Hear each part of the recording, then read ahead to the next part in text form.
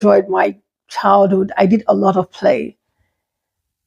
So now that I am an adult, this is what I go to for therapy. Because when I find it hard to cope, maybe at work or probably in college, or you have a fallout with your friends, it's that time that I go to my childhood to just remember that time when, I did strict little things that really mattered. It's that time that I go back to remember how much my mom loves me, how much my dad loves me, how much, my siblings loved me.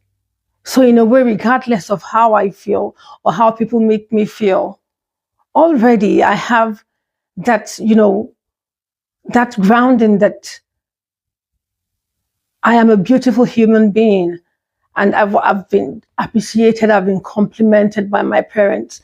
So no matter what anybody says to me, so I would always go back to that time, irrespective of what happens to me now as an adult.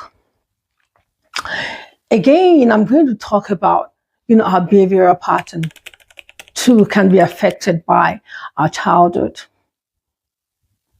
We know our childhood as a time that we feel joy, we are loved, and, sometimes we are sad. But a lot of times in our childhood brings, beautiful memories. So I think the more beautiful memories you have really matters. Your childhood really matters because it determines if you'll be a joyful person when you're older, or you're going to be a grumpy older person, or grumpy adult. So our disposition to life, our behavior, our acceptance, our zeal to do so many things depends on our childhood.